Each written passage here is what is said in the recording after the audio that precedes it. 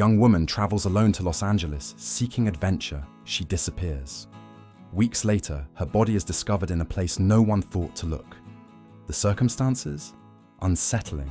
The clues? Bizarre. And the questions? Endless.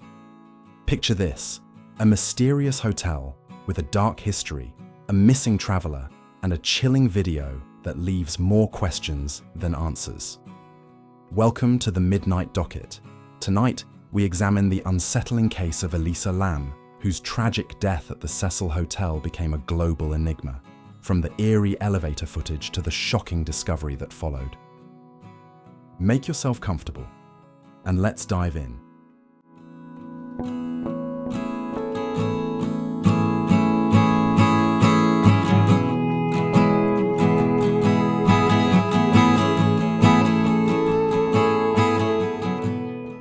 In 2013, downtown Los Angeles was a city of stark contrasts, a place where the glitz and glamour of Hollywood collided with the harsh realities of poverty and crime. Home to over 3.8 million people, Los Angeles offered endless opportunities, but was also burdened by significant challenges. While the city's violent crime rate had improved to 524 incidents per 100,000 people, a notable decline from previous decades, it remained a persistent concern. Just blocks from some of the city's wealthiest neighborhoods lay Skid Row, an area notorious for its concentration of homelessness, drug use, and crime. Originally a hub for transient workers and those seeking shelter, Skid Row evolved into one of the most visible representations of urban inequality in the United States. Thousands of individuals lived on the streets or in shelters, grappling with addiction, mental illness, and poverty. This stark juxtaposition of wealth and destitution defined the landscape of downtown Los Angeles. At the edge of Skid Row, located at 640 South Main Street, stood the Cecil Hotel, a building as infamous as it was iconic. Built in 1924 as a luxurious destination for business travelers and tourists, the Cecil quickly fell into decline during the Great Depression, reflecting the struggles of the surrounding neighborhood. Over the decades, it gained a dark reputation, earning nicknames like the Hotel of Death due to its association with suicides, murders, and other grim events. The hotel's proximity to Skid Row only heightened its notoriety. Despite efforts in the 2010s to rebrand as the Stay on Main and attract budget-conscious travelers, the Cecil could not escape its troubled past. Guests often reported a heavy, oppressive atmosphere, and many were drawn to the hotel precisely because of its eerie reputation. With minimal security and a chaotic mix of long-term residents and short-term tourists, the Cecil became a reflection of the instability that defined the surrounding area. It was in this unsettling environment that Elisa Lam checked into the Cecil Hotel, a decision that would tragically become her final stay. The building itself was a labyrinth of old architecture and modern renovations, with 700 guest rooms spread across 15 floors. The Cecil's history is littered with infamous moments. Among its infamous guests was Richard Ramirez, also known as the Night Stalker.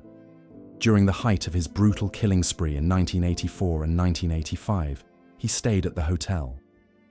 Ramirez was notorious for his satanic rituals and nocturnal attacks on unsuspecting victims. He reportedly discarded bloody clothes in the hotel's dumpsters before walking barefoot back to his room.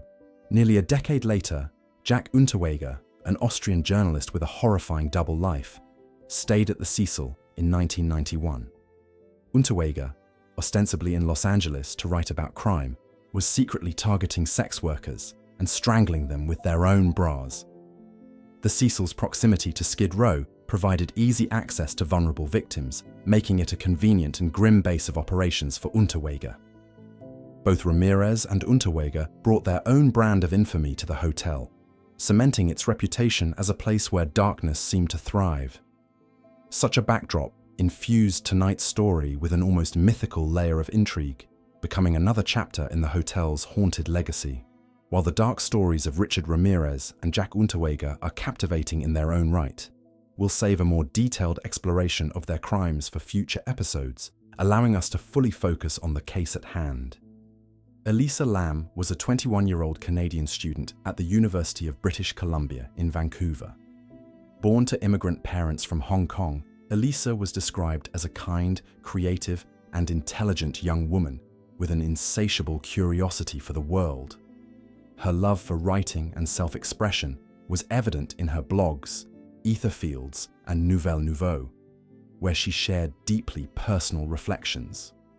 In a January 2012 post titled, "You're always haunted by the idea you're wasting your life," Elisa expressed her struggles with academic pressures and her mental health, lamenting a recent relapse that forced her to drop several classes. In another post, Elisa wrote about the tension between her desire to be independent and her fears of failure, often quoting works of literature and philosophy to illustrate her thoughts. Her posts frequently showcased her love for fashion, art, and travel, interspersed with candid confessions about feeling directionless or lost. In one particularly poignant post, Elisa wrote, "That's the thing about potential. It was so close. What could have been but didn't happen, and will never happen. The events did not line up perfectly, and it breaks your heart." She reflected on her fears and hopes for life, adding, "Fear of death is very silly to me. I am reassured that death is something that all things before me and all things after me will go through. When it comes, I will know what it is. I just hope for a chance to say my goodbyes. I am more scared of going before my time, without having lived a full and meaningful life." Despite these struggles, her writings also revealed moments of hope, determination, and a quest to find meaning in her life. She even referenced her battles with bipolar disorder, giving her readers glimpses into her reality while maintaining a hopeful outlook for the future. In early 2013, Elisa decided to embark on a solo trip to California, a journey she hoped would rekindle her sense of purpose and independence. Her blog posts hinted at her desire to escape the monotony of her daily life and explore new horizons. Los Angeles, with its vibrant cultural scene, diverse neighborhoods, and reputation as a city of reinvention, seemed like the perfect destination for a young woman searching for inspiration. Elisa wrote about her excitement to visit iconic landmarks, meet new people, and document her experiences through writing and photography. Traveling alone was a bold choice for Elisa, one that reflected both her adventurous spirit and her desire to prove to herself that she could navigate the world independently. She had planned her trip carefully, using social media to share updates and photos with her friends and family. Her itinerary included stops in San Diego and Santa Cruz, with Los Angeles as a key highlight of her journey. For Elisa, this trip wasn't just a vacation, it was a deeply personal mission to rediscover herself, break free from her struggles, and embrace the possibilities of a wider world.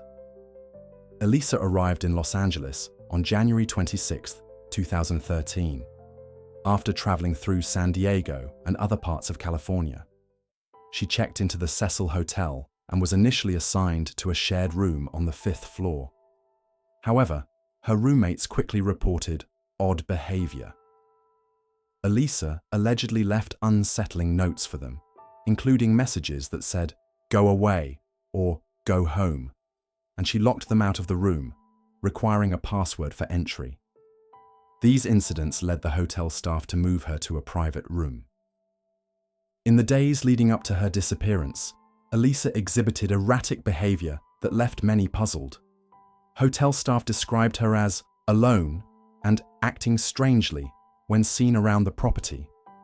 At one point, she visited a local bookstore, the Last Bookstore, where an employee described her as lively and friendly, discussing books she wanted to purchase for her family back in Canada. Despite these moments of normalcy, there were signs of emotional distress. A few days before her disappearance, Elisa attended a live taping of the late-night talk show Conan in Burbank, but was reportedly removed by security due to disruptive behavior. Witnesses noted that she seemed agitated and unsettled. She continued to update her blog and social media accounts throughout her travels, posting photos and reflections, which made it seem as though she was enjoying her trip despite these troubling incidents. On January 31st, The day she was scheduled to check out of the Cecil Hotel and head to Santa Cruz, Elisa was last seen alive. Hotel staff noted her leaving the property alone, seemingly in a calm demeanor. She was reported to have been dressed casually, carrying her belongings, and behaving in an unremarkable manner at the time. However, Elisa failed to contact her parents that evening, as she routinely had throughout her trip. Concerned by this uncharacteristic silence, her family immediately notified the authorities. Within days, a missing persons investigation was launched, and flyers bearing Elisa's image were distributed across downtown Los Angeles. Her family flew from Vancouver to join the search efforts, desperately seeking answers. The initial search, however, yielded no clues to her whereabouts. Police searched the hotel, including Elisa's room, and employed canine units to comb the property. While the dogs covered areas like the roof, stairwells, and common spaces, they failed to detect Elisa's scent, leaving investigators without leads. Her disappearance became a troubling enigma. For nearly 3 weeks, Elisa's vanishing baffled everyone. Then, on February 13th, the Los Angeles Police Department released haunting elevator surveillance footage from the day she was last seen. The video, which lasted approximately 2.5 minutes, depicted Elisa behaving in an erratic and unsettling manner. In the footage, she is seen stepping into the elevator, pressing multiple buttons, and peering cautiously into the hallway as though looking for someone or something.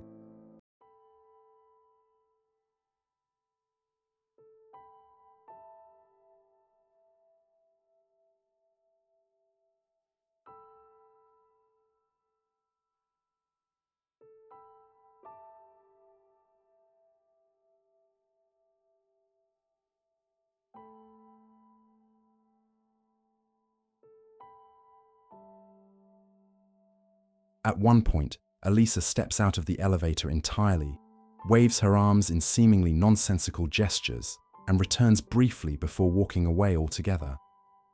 The elevator doors remain inexplicably open during the entire sequence, adding to the eeriness of the scene. The video quickly went viral, accumulating millions of views worldwide within days of its release. Online communities began dissecting every second of the footage, offering countless theories about what might have happened to Elisa. Some speculated she was being pursued by an unknown assailant, while others theorized that her erratic behavior was indicative of a mental health episode, possibly linked to her bipolar disorder. Others went even further, suggesting supernatural influences or foul play. The unsettling imagery of Elisa's gestures and the inexplicably malfunctioning elevator only fueled speculation and added to the case's infamy. The release of the footage marked a turning point in the investigation, as it not only garnered massive public interest, but also intensified pressure on the authorities to uncover the truth behind Elisa Lam's disappearance.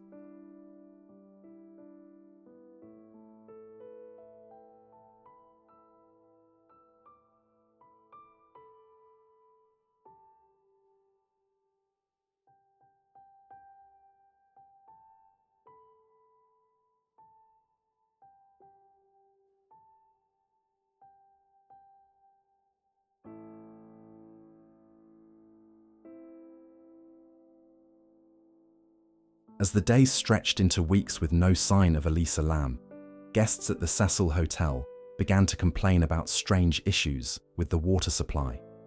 Some reported low water pressure, while others described the tap water as having an unusual dark color and foul taste. These persistent and unsettling complaints prompted the hotel management to send a maintenance worker, Santiago Lopez, to investigate the rooftop water tanks on February 19th. Upon reaching the tanks, Lopez made a grim discovery. Inside one of the large 1,000-gallon tanks, Elisa Lam's body was found floating face up. Her clothing, which matched what she had been seen wearing in the elevator footage, was discovered in the water alongside her belongings, including her room key. However, Elisa herself was discovered naked, raising significant questions about how and why her clothes had been removed. Experts speculated that she may have removed them herself, potentially due to hypothermia-induced disorientation, a phenomenon known as paradoxical undressing. Elisa's body had been decomposing for weeks in the tank, which supplied water to guest rooms, a coffee shop, and the hotel's kitchen. News of the discovery sent shockwaves through the public and media alike, sparking outrage, confusion, and grief. Many questioned how Elisa had managed to access the rooftop, which was secured with alarms and locked doors requiring keycard access, and how she could have entered the tank, which was elevated and had heavy lids. The fact that police dogs had failed to detect her scent near the rooftop during the initial search only deepened the mystery and intensified speculation about what could have occurred. Guests staying at the hotel at the time were horrified to learn they had been consuming water contaminated by a decomposing body. Several described feelings of nausea and disgust upon hearing the news, with one guest saying it was traumatizing to know they had been bathing and drinking that water for days. This horrifying revelation only amplified the media frenzy, turning Elisa's case into an international story and cementing the Cecil Hotel's already dark and infamous reputation. An autopsy later ruled Elisa's death as an accidental drowning, with her bipolar disorder noted as a significant factor. However, many questions remained unanswered. The hotel's rooftop was secured by locked doors and alarm systems that were only accessible to staff members. Yet Elisa somehow managed to reach the roof undetected. Furthermore, the water tanks were large, elevated cylinders without easy access, and their lids were described as heavy and cumbersome, raising doubts about how she entered one of them on her own. Police dogs, brought in during the initial stages of the investigation, failed to pick up Elisa's scent near the rooftop, adding to the confusion. Investigators also combed through hours of surveillance footage from the hotel, though no footage other than the eerie elevator video showed Elisa in the hours leading up to her disappearance. This lack of additional evidence fueled public theories ranging from foul play to supernatural involvement. Toxicology reports revealed traces of Elisa's prescribed medications, but the findings indicated she may have been under-medicating or had stopped taking them altogether, a fact that could have contributed to a psychotic episode. No recreational drugs or alcohol were detected in her system, ruling out the possibility of drug use influencing her behavior. Further complicating the case were inconsistencies in the autopsy report, which omitted certain details such as the results of the rape kit and fingernail scrapings, leaving open the possibility of unanswered questions about physical trauma or foul play. Additionally, forensic experts noted pooling of blood in Elisa's anal area, which was consistent with decomposition, but also led some to speculate about sexual assault, a theory later dismissed by investigators. Finally, Elisa's mental health history became a focal point in the investigation.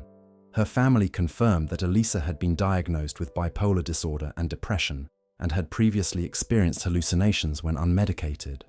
On one occasion, she had hidden under her bed due to perceived threats. This revelation strengthened the theory that a psychotic episode may have led her to climb into the water tank, possibly seeking refuge or acting irrationally. Despite these findings, many aspects of the case remained unresolved, and public skepticism about the official conclusion persisted.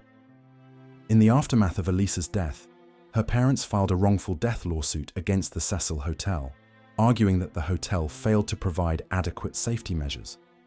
However, the suit was dismissed in 2015, with the court finding that the hotel could not have reasonably foreseen Elisa's actions.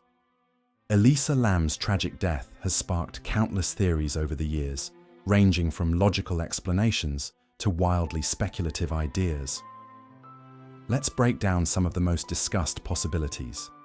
First, there's the official explanation: Elisa's bipolar disorder. The autopsy determined that her mental health played a significant role in her death.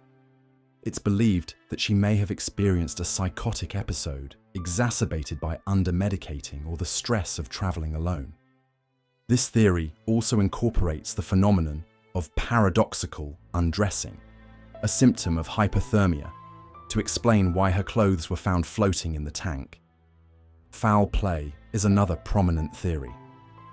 Elisa's behavior in the elevator video, pressing buttons, peeking into the hallway, and making strange gestures, has led some to suggest she was being pursued. The question of how she accessed the rooftop, despite the hotel's locked and alarmed doors, adds to this theory. Some speculate that a staff member or someone familiar with the layout might have been involved. Then there are the supernatural explanations. Given the Cecil Hotel's notorious reputation, some believe that Elisa's death may have been influenced by paranormal forces. The eerie pauses in the elevator footage and her strange gestures have fueled these beliefs. A more grounded idea focuses on the elevator itself. Some have suggested it may have malfunctioned, causing Elisa to panic. Her apparent frustration and gestures could have been a reaction to the doors refusing to close, leaving her vulnerable to confusion and fear. Another theory involves drugs.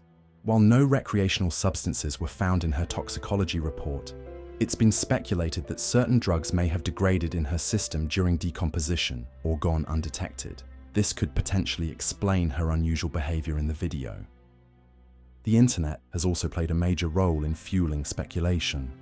Online sleuths have pointed out eerie parallels between Elisa's case and the 2005 horror film Dark Water, which features a girl's body discovered in a rooftop water tank. Others have focused on her Tumblr posts, which continued to update after her death, leading to rumors of hacking or foul play. Finally, questions about access and a potential cover-up remain. Many believe it would have been difficult for Elisa to climb into the water tank unaided, given its size and the weight of the lid.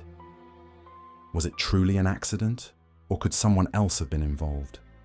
Each of these theories reflects the public's fascination with this case. Whether grounded in logic or veering into the paranormal, they underscore how much remains unknown about Elisa Lam's final hours. While some explanations align closely with the evidence, others delve into the speculative, ensuring the mystery endures to this day. The case of Elisa Lam is one that defies easy answers.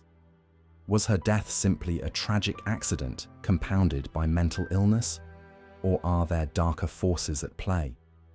Her story has inspired countless theories, documentaries, and even works of fiction, cementing her as a haunting figure in true crime history. Unfortunately, we will probably never know exactly what happened to Elisa. It will be up to you to draw your own conclusion on what most likely happened to her. Thank you for joining us tonight on the Midnight Docket. Don't forget to like, comment, and subscribe for more videos. Stay safe, and we'll see you next time.